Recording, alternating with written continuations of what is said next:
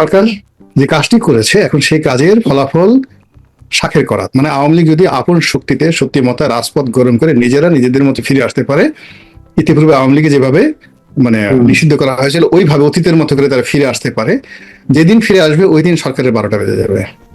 আবার অন্যদিকে যদি সরকার পরিস্থিতির কারণে বাধ্য হয় আওয়ামী লীগের উপর নিষেধাজ্ঞা তুলতে, যেদিন নিষেধাজ্ঞা তুলবে সেই দিনই সরকারের যে ক্রেডিবিলিটি, ক্রেডেনশিয়ালিটি, পাওয়ার, এই জিনিসগুলো জিরো হয়ে যাবে। এই মুহূর্তে তাহলে আওয়ামী লীগের ফিরে আসার পথটা কি অ্যাক্সিডেন্টালি নাকি নিয়মতান্ত্রিক ভাবে হওয়ার সম্ভাবনা আছে? নিয়মতান্ত্রিক ভাবে হওয়ার কোনো সম্ভাবনা নাই, এটা অ্যাক্সিডেন্টাল হওয়ার সম্ভাবনা, সারপ্রাইজিং হওয়ার সম্ভাবনা। যেভাবে ধরেন তারেক রহমান সাহেব আসছে, এটা তো নিয়মতান্ত্রিক ভাবে তিনি আসেননি, তিনি পুরো জাতিকে সারপ্রাইজ করে 24 ঘন্টার সময় আমরা পাইনি, তিনি বাংলাদেশে এসেছেন ভিনি ভিডি ভিসি, আসলাম, নামলাম, 300 ফিটে গেলাম, প্রধানমন্ত্রী হয়ে গেলাম, ভিনি ভিডি ভিসি, আসলাম, দেখলাম, জয় করলাম। ইনু সাহেবও মানে পর্ব হয় কি ঘটনা 3টা ঘটে, তো আমাদের দেশে 3টি ভিনি ভিডি ভিসি হয়েছে, এসে দুটো মানে হয়েছে। ইউনূস সাহেব একেবারে প্যারিস থেকে আসলেন, 8 তারিখে আসলেন, এসে রাজা হয়ে গেলেন। আবার তারেক রহমান সাহেব আসলেন, এসেই তিনি রাজা হয়ে গেলেন। তিনি নির্বাচিত হইলেন ফেব্রুয়ারি মাসে, কিন্তু তিনি যেই দিন ডিসেম্বর মাসের 25 তারিখে পা দিয়েছেন ওই দিন থেকে তিনি রাজা। তো বোঝার চেষ্টা করেন যে ইনস্ট্যান্স গুলো ইউনূসের ক্ষেত্রে ঘটছে, জিনিসটা সেই ইনস্ট্যান্স শেখ হাসিনার ক্ষেত্রে বা আওয়ামী লীগের ক্ষেত্রে ঘটবে না, আপনি এটা কি করে বলবেন বলেন? হ্যাঁ, আওয়ামী লীগ 17 বছর থেকে শুধু তো খারাপ কাজ করেনি, এই যে ভালো কাজগুলো যেগুলো করেছে, এখন এই আওয়ামী লীগের বিপদের সময় এই জিনিসগুলো রসায়ন হচ্ছে। এই রসায়নগুলোই জামাত, এনসিপি এবং বিএনপি এগুলো তাদেরকে পলিটিক্যালি, মেন্টালি, সোশ্যালি, স্পিরিচুয়ালি এগুলোকে মোকাবেলা করতে। ঢাকা শহরে কাক নেই। আপনি একবার চিন্তা করতে পারছেন যে আওয়ামী লীগের আমাদের এত কাক ছিল, হঠাৎ করে ঢাকা শহরে কাক নেই, গ্রামেও কাক নেই। আপনি বুঝতে পারছেন এটা প্রকৃতির এটা কত বড় না, এটা প্রকৃতির একটা বিরাট অভিশাপ। আর প্রকৃতিতে কাক না থাকা মানে একটা অভিশাপ, এটা জানেন? এটা আপনি যখনই কোনো একটা সমাজে কাক না থাকবে, কাকে বলা হয় প্রকৃতির ডাস্টবিন। আমাদের রোগ জীবাণু ময়লা আবর্জনা দূর করা থেকে শুরু করে প্রকৃতি। কিন্তু ঢাকা শহরে আপনি হঠাৎ করে দেখেন গত ইউনূসের জমানা থেকে এই পর্যন্ত ঢাকা শহরে কাক নেই, কোনো কাকের ডাকাডাকি নেই। তাহলে এই যে আল্লাহর যেটা গজব নাজিল হয়ে গেছে ইউনূসের জমানা থেকে এই কাকের মাধ্যমে, এটা বোঝার ক্ষমতা তো আপনাকে থাকতে হবে। আমাদের কাছে প্রিয় দর্শক, মানচিত্র নিয়মিত আয়োজন কথোপকথনে আজকে আমাদের সঙ্গে আলোচনায় যুক্ত রয়েছেন সাবেক সংসদ সদস্য, রাজনীতিবিদ এবং কলামিস্ট গোলাম মাওলানা রনি। জনাব গোলাম মাওলানা রনি, আপনাকে স্বাগত জানাচ্ছি আমাদের অনুষ্ঠানে। এবং প্রথমেই একটা বিষয়ে আপনার দৃষ্টি আকর্ষণ করছি বা আপনার বিশ্লেষণ একটু জানার চেষ্টা করবো, সেটি হচ্ছে যে আগামী 23শে জুন আওয়ামী লীগের প্রতিষ্ঠা বার্ষিকী। আওয়ামী লীগের বিভিন্ন ধরনের মিছিল বা কর্মকাণ্ড এখন প্রকাশ্যে আসছে, পুলিশের সামনে দিয়েও মিছিল করছে অনেকে। সেই জায়গা থেকে পুলিশ সদর দপ্তর থেকে একটি জরুরি বার্তা দেওয়া হয়েছে সারা দেশে পুলিশের কাছে। সেখানে একটি শব্দ উল্লেখ করা হয়েছে, একটি বাক্য, যে এই ধরনের কর্মকাণ্ড থেকে আইন শৃঙ্খলা বাহিনীর উপরে ক্ষুব্ধ আচরণ সংঘটিত হতে পারে বা তাদের উপর আক্রমণ হতে পারে। এই ধরনের শব্দটি এর আগে আমরা শুনিনি, কেন এখন এসে পুলিশ এই ধরনের শব্দ চয়নের মাধ্যমে সারা দেশে পুলিশের সতর্ক করে দিচ্ছে? তার মানে পুলিশের মনোবল কি এখন ফিরে আসেনি, অথবা পুলিশকে আতঙ্কে রয়েছে আওয়ামী লীগকে নিয়ে? না, পুলিশ আসলে আওয়ামী লীগের আতঙ্কগ্রস্ত হবে না। এখানে হয় কি, সরকারকে খুশি করার জন্য পুলিশকে অনেক কিছু করতে হয়। বাস্তবতা হলো যে যেখানে ওসি সাহেব তার ফোর্স সহকারে মোহাম্মদপুরের মতো জায়গাতে গিয়ে এই 15-20 জন বা 10-12 জন ছিনতাইকারী যাদের হাতে দেশীয় অস্ত্র শস্ত্র আছে তাদেরকে ফেস করতে পারছে না, তাদের হাতে পুলিশ লাঞ্ছিত হচ্ছে, মার খাচ্ছে। তো সেখানে অ্যাজ এ হোল আওয়ামী লীগের মতো একটা বড় দল, সেই বড় দলের যদি 2-3 হাজার লোক আসে, এটা আসলে মোকাবেলা করার মতো বাংলাদেশে কোনো থানা এই পর্যায়ে নেই। বিএনপির মধ্যে যে অন্তর্দ্বন্দ্ব কোলাহল এখন এমন পর্যায়ে রয়েছে, রাজনৈতিকভাবে বিএনপি, জামাত, এনসিপি তাদেরকে আসলে আওয়ামী লীগ মোকাবেলা সামনাসামনি করতে পারবে এরকম অবস্থা নেই।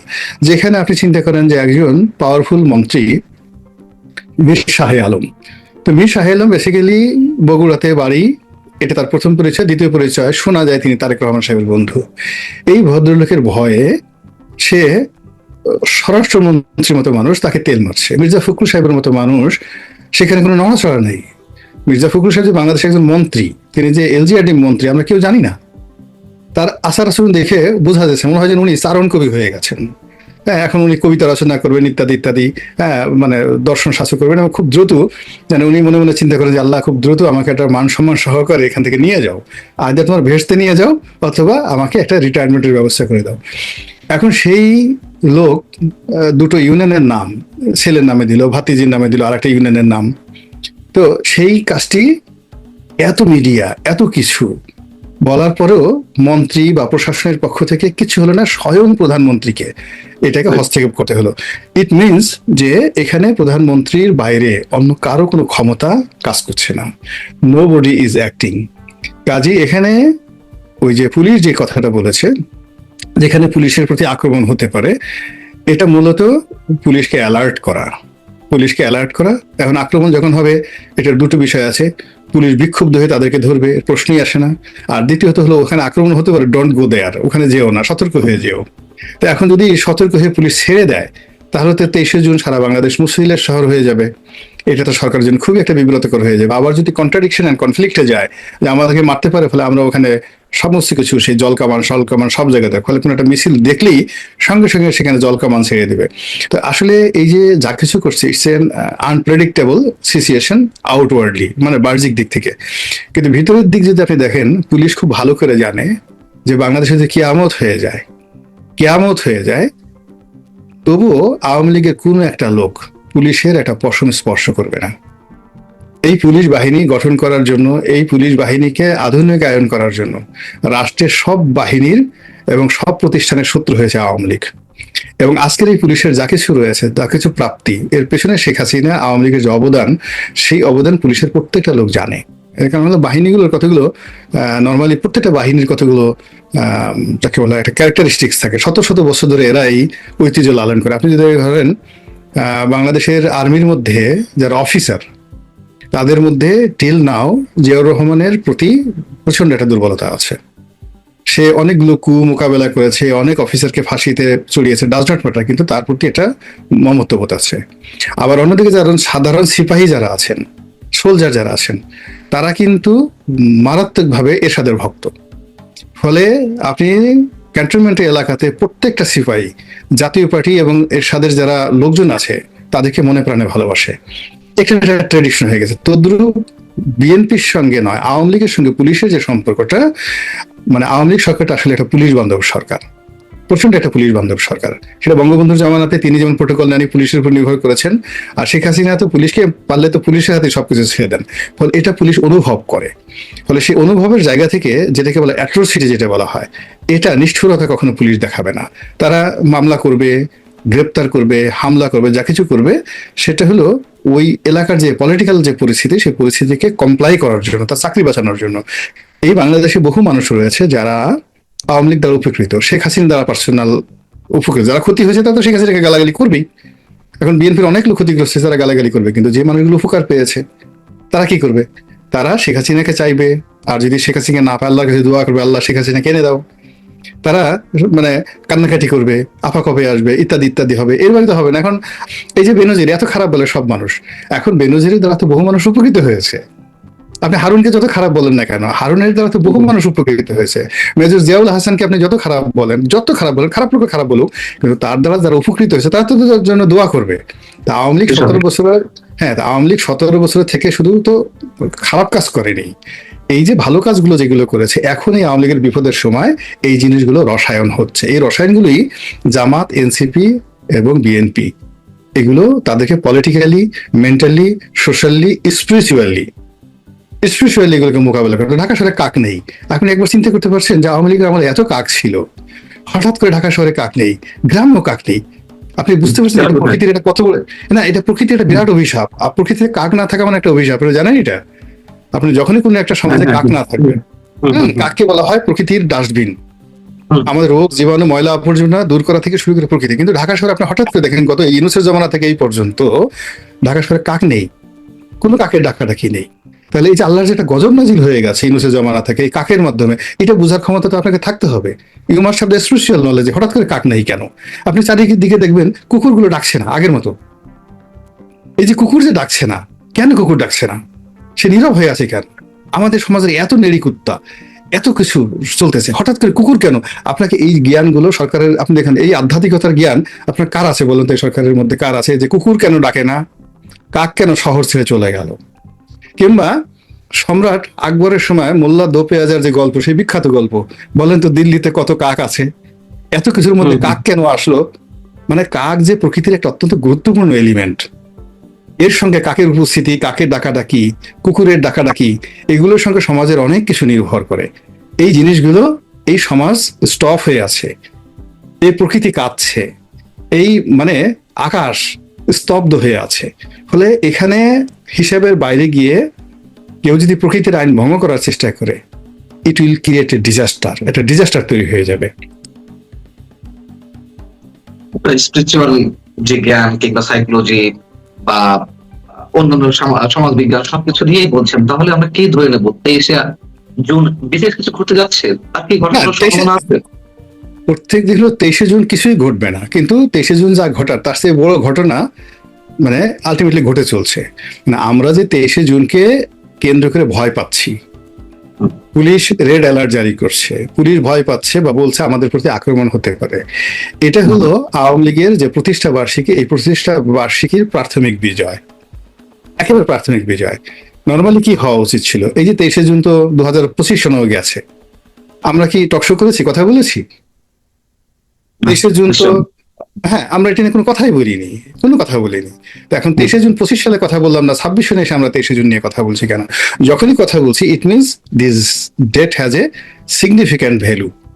এই যে ভ্যালুটা তার আছে, এটাই তাদের প্রাথমিক বিজয়। ওই দিন কিছু হলে সেটা হবে বোনাস, কিন্তু যা ঘটার আলটিমেটলি ঘটে গেছে। আপনার কি মনে হয় যেভাবে চলছে, অর্থাৎ আওয়ামী লীগ রাজনৈতিক কার্যক্রম নিষিদ্ধ অবস্থায় আছে এবং সরকারের মধ্যেও সম্ভবত উপর থেকে যেটা বোঝা যাচ্ছে যে একটা স্বস্তি হয়তো আছে, ঠিক আছে, আওয়ামী লীগ নিয়ে যা আছে তাই দিয়ে আমরা রাজনীতি করি, আওয়ামী লীগ আসলে আবার কোন ঝামেলা হবে, রাজনীতি উত্তপ্ত হয়ে উঠবে। যদি এরকম না হতো তাহলে তো আওয়ামী লীগ রাজনৈতিক কার্যক্রমের উপর নিষেধাজ্ঞা দিয়ে বিষয়টি নির্বাহী আদেশের মাধ্যমে হয়েছিল, সেটি আইনে পরিণত হতো না। এই কারণে সম্ভবত হয়েছে, অথবা আরেক গ্রুপ বলে বা কেউ কেউ বলে যেটি আসলে আমাদের প্রধানমন্ত্রী বিষয়টি আদালতও খাড়ে দিয়ে দিয়েছেন, আওয়ামী লীগ থেকে কেউ একজন রিড করবে, হয়তো বৈধ হয়ে আসতে পারে, নানান ধরনের মতভেদ আছে। কিন্তু আপনার কাছে আমার প্রশ্ন যে এতে করে কি সরকার খুব লাভবান হচ্ছে এই রাজনৈতিক শূন্যতার সৃষ্টির মধ্য দিয়ে বা আওয়ামী লীগ মতের দলকে একেবারে কোণঠাসা করার মধ্য দিয়ে? প্রথমত এই কাজটি সরকার বুঝে করেনি, মানে যে কারণে করুক, কোর্টে দিয়ে আমরা যত কিছুই করি না কেন, কাজটা খুবই অন্যায় হয়েছে এবং এই কাজের খেসারত আগামী দিনে বিএনপিকে দিতে হবে, ভীষণ রকম বিএনপিকে দিতে হবে, জামাতকেও দিতে হবে, অন্যান্য রাজনৈতিক দলকে দিতে হবে এবং রাজনৈতিক অঙ্গনকে দিতে হবে। This is one. দুই নম্বর হলো যে আওয়ামী লীগ এই যে এখন তারা নিষিদ্ধ, এটাকে তারা খুব এনজয় করছে, ভীষণ রকমভাবে এনজয় করছে এবং এটা সব দিক থেকে তাদের জন্য একটা লাভজনক। এই কারণে তারা নির্বিবাদে নিশ্চিন্তে যে কাজগুলো তারা করতে পারছে। অন্য সময় যদি হতো, এখন যদি নিষিদ্ধ না হতো, তাহলে তাদেরকে বলা হতো গুপ্ত দল, পালিয়ে থাকা দল, মানে জামাতের মতো। যেমন আওয়ামী লীগ পলিটিক্যালি জামাতকে যেভাবে একটা বিপদে ফেলে দিয়েছিল, তারা আইনগতভাবে বদ্ধ প্রেশার ক্রিয়েট করে তাদেরকে মানে যাকে বলে আন্ডারগ্রাউন্ডে পাঠিয়ে দিয়েছিল, এই জন্য তাকে বলা হতো গুপ্ত দল। কিন্তু আওয়ামী লীগের ক্ষেত্রে সেই গুপ্ত দলটা আপনি বলতে পারবেন না, বিকজ আওয়ামী লীগ এখন আপনার নিষিদ্ধ করেছে, এখন নিষিদ্ধ আওয়ামী লীগ। তো নিষিদ্ধ আওয়ামী লীগ নিষিদ্ধ থেকে যে কাজগুলো তারা খুব অনায়াসে করতে পারছে এবং আগামীতে যারা করতে পারবে, তাতে করে তাদের ফিরে আসার যে পথ, এটা প্রশস্ত তারা নিজেরাই তৈরি করতে পারবে। এবং কোনো অবস্থাতে সরকারের পক্ষে এটা এখন যেভাবে তারা নিষিদ্ধ করেছে, এই সরকার মানে এখন এটা যদি তারা আদালতে তুলতে যায়, যেভাবেই হোক না কেন, এটা সরকারের জন্য অনেকটা নিজের বমি নিজে খাওয়ার মতো অবস্থা হয়ে যাবে। ফলে সরকার যে কাজটি করেছে, এখন সেই কাজের ফলাফল শাখের করাত, মানে আওয়ামী লীগ যদি আপন শক্তিতে সত্যি মতো রাজপথ গরম করে নিজেরা নিজেদের মতো ফিরে আসতে পারে, ইতিপূর্বে আওয়ামী লীগে যেভাবে মানে নিষিদ্ধ করা হয়েছিল ওইভাবে অতীতের মতো করে তারা ফিরে আসতে পারে, যেদিন ফিরে আসবে ওই দিন সরকারের 12টা বেজে যাবে। আবার অন্যদিকে যদি সরকার পরিস্থিতির কারণে বাধ্য হয় আওয়ামী লীগের উপর নিষেধাজ্ঞা তুলতে, যেদিন নিষেধাজ্ঞা তুলবে সেই দিনই সরকারের যে ক্রেডিবিলিটি, ক্রেডেনশিয়ালিটি, পাওয়ার, এই জিনিসগুলো জিরো হয়ে যাবে। আপনার কাছে আরেকটা বিষয় জানতে চাই, সেটা হচ্ছে যে সুইস ব্যাংকের একটি প্রতিবেদন বেরিয়েছে যে ইউনূস সরকারে আমরা দিন রাত দেখেছি আওয়ামী সরকারের বিরুদ্ধে যে টাকা পাচারের অভিযোগ, সেই টাকা ফেরত নিয়ে আসা হবে, মানে তাদের এক ধরনের বিহাইন্ড দ্য স্ক্রিনে রাজনৈতিক অস্ত্র ছিল এই বিষয়টি। আওয়ামী লীগের সময় অবশ্যই টাকা পাচার হয়েছে, কিন্তু যেটা জানা যাচ্ছে যে গত 1.5 বছর ইউনূস সরকারের সময় আওয়ামী লীগ যে টাকা পাচার হয়েছে তার তুলনায় অনেক বেশি পাচার হয়েছে। আপনি নিজেও আপনার 41% বেশি হয়েছে। বোঝার চেষ্টা করুন যে গত 1.5 বছর মানে আওয়ামী লীগের পতনের পরে পুরো অর্থনীতিটা একটা ধস নেমেছে। তো এখানে যারা টাকা চুরি করেছে, পাচার করেছে, তারা সবাই অলমোস্ট টাকার বস্তা পেয়েছে, থোক। এটা কোনো উপার্জন করা নয়, আর এটা কোনো কমিশন ঘুষ নয়, এটা তারা জাস্ট একটা থোক পেয়েছে। এখন এটা কি কোনো ব্যাংকের থেকে টাকাটা ভোল্ট থেকে নিয়েছে, না কোনো আওয়ামী লীগ নেতার বাসা থেকে নিয়েছে, নাকি একেবারে কেন্দ্রীয় ব্যাংক থেকে নিয়েছে, কোথা থেকে নিয়েছে আমরা বলতে পারবো না। নিয়েছে নাম্বার ওয়ান। নাম্বার টু হলো, এখানে পুরো জমানাটাতে আওয়ামী লীগের মানে ইউনূসের জমানাতে ইউনূসের যারা লোকজন তারা 1% বেনিফিশিয়ারিও না। আপনি ধরেন যদি 1,00,000 ভাগের 1 ভাগ বেনিফিশিয়ারি ইউনূস অ্যান্ড গং, এদের সংখ্যা নট মোর দেন 100। কিন্তু বাকি যদি আপনি 10 লাখ লোক ধরেন, এই 10 লাখ লোকের মধ্যে আপনার 8 লাখ লোক হলো বিএনপির, 1.5 লাখ লোক হলো জামাতের, আর 50,000 লোক হলো এই বাচ্চা কাচ্চা এনসিপির, এর যে হান্নান মাসুদ এদের। তাহলে এই আপনি 10 লাখ লোক ধরেন সারা বাংলাদেশের পলিটিক্যালি সবকিছু নিয়ন্ত্রণ করেছে ইউনূস জমানাতে। তাহলে আপনি যদি লুটপাট ধরেন, তাহলে এই লুটপাটের যদি ধরেন, তাহলে আপনার মানে ইউনূসের তো 100 জনের বেশি লোক ছিল না, নট মোর দেন 100। বাকি লোক কাদের? জামাতের, এনসিপির এবং বিএনপির একটা বিরাট অংশ।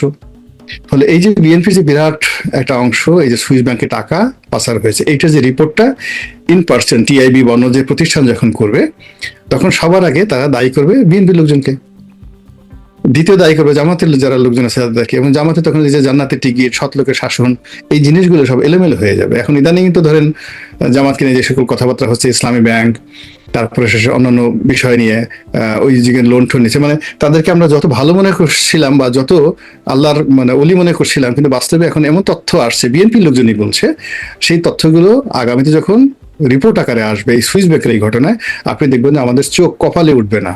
আগে তো বললাম চোখ কপালে উঠে, আমাদের এই সমস্ত কথা শোনার সাথে যে চোখ চান্দিতে উঠে যাবে, মাথার ওই যে যেখানে মাথার মুড়ি থাকে সেই চান্দির উপর দেখবেন দুইটা চোখ উঠে গেছে আর কি, এই অবস্থা। আকাশের দিকে তাকায় থাকার কোনো উপায় নাই আর কি। আর সামনে কপালে চোখ উঠলে তো ব্যাটারির মতো, টর্চের মতো দেখা যাবে, একটা চোখ চান্দির মধ্যে দুইটা চোখ থেকে যাবে চুলের মধ্যে। তো এরকম অবস্থা তৈরি হয়ে যাচ্ছে। এবং সবচেয়ে দুর্ভাগ্য হলো, ওই যে বিএনপির আগের জমানাতে আপনি দেখেন যে একটা ব্যাড ইনস্ট্রুমেন্ট ছিল যে 5 বার দুর্নীতিতে চ্যাম্পিয়ন। আপনি দেখেন এইবার মানে যে রিপোর্ট আসছে, টিআইবির যে রিপোর্ট আসছে, সেই রিপোর্টে দেখেন কোন জায়গাতে আসে এই যে টিআইবির গ্রুপের সাথে যে প্রধানমন্ত্রী দহরম মহরম সম্পর্ক, তার বারবার যে তুয়াজ করছে, তদবির করছে, এর কারণটা কি? কিন্তু ঘটনা তো আসলে বাংলাদেশের ইফতেখার সাহেবের কিছু করার নেই। এগুলো একটা সিস্টেম অনুযায়ী এই রিপোর্টগুলো হয়, এবং সেই রিপোর্টগুলো জার্মানি থেকে যেভাবে তৈরি করা হয়, বাংলাদেশ এখানে তাদের খুব 10% অ্যাক্টিভিটিস থাকে। এখন সেই তথ্যগুলো তারা যেখানে নেয়, সেই তথ্যের ভিত্তিতে যে ভয়াবহ চিত্র তুলে আসছে, সুশাসন, তারপর শেষে অবিচার, অনাচার, ঘুষ, দুর্নীতি, এটা রীতিমতো আওয়ামী লীগ না বিএনপিকে এমন ভোগাবে যেটা অতীতে যে কোনো সময়। এবং দেখেন আসলে কয় না যে মানুষের তকদির 4 আঙ্গুল কপাল, কখনো আপনি কবরে যান, কবরও আপনার সাথে কপাল যাবে। তো 2001 থেকে 2006 সনে বিএনপির যে সমস্যাগুলো ছিল, এবার আমরা সবাই আশা করেছিলাম যে সেই সমস্যাগুলো থাকবে না। কিন্তু এখন বলেন তো 2001 সন থেকে এই পর্যন্ত ওই সময় যে সমস্যাগুলো ছিল তার কোনটা এখন নাই? জাস্ট ইউরোসিয়া।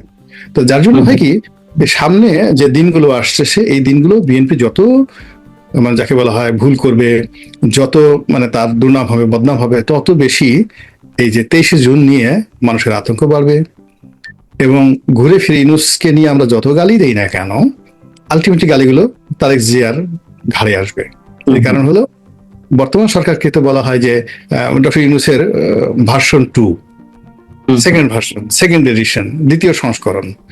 তার মানে যত সব লোকজন রয়েছেন, আমির উমরা থেকে শুরু করে পাইক পেয়াদা, সিপাহি সালার, সবই তো মানে ইউনূস জামানার সবকিছু।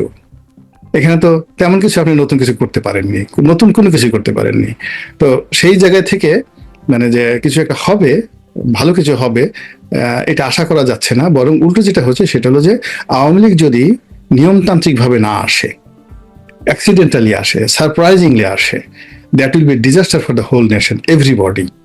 বুঝতে পারছেন? আপনি যখন একটা বাঁধ ভেঙে যায়, কোনো একটা বাঁধ ভেঙে যায়, ফারাক্কার বাঁধ হোক আর যেটা হোক, যদি বাঁধ ভেঙে যায় এবং সেখানে বাঁধের দ্বারা যে পানির যে স্রোতটা আসে, ওটা কিন্তু সবকিছু তছনছ করে ফেলে। ফসলের মাঠ, ঘাট, বাড়ি ঘর, জায়গা জমি, মানুষের জীবন, পশু টশু সব ভাসিয়ে নিয়ে যায়। নর্মাল বন্যা আর বাঁধ ভাঙা বন্যা কিন্তু ডিফারেন্স। তো একটা নিয়মতান্ত্রিক উপায়ে আওয়ামী লীগ রাজনীতি করবে, মাঠ দখল করবে, সবকিছু করবে, সেটা একেবারে নর্মাল বন্যার মতো একটা বন্যা হচ্ছে, আওয়ামী লীগ বিজয়ী হয়েছে। কিন্তু যদি হঠাৎ করে এরকম ঘটনা ঘটে, অর্থাৎ কাপ্তাই লেক যদি বর্ষাকালে ভেঙে যায়, কাপ্তাই লেক বর্ষাকালে যদি ভেঙে যায়, তখন যে অবস্থাটা হবে, আপনার বর্ষাকালে যদি হঠাৎ করে ফারাক্কা ব্যারেজটা ভেঙে যায়, আপনি দেখবেন যে পুরো রাজশাহী শহর উড়ে গেছে, রাজশাহী শহর কিচ্ছু থাকবে না।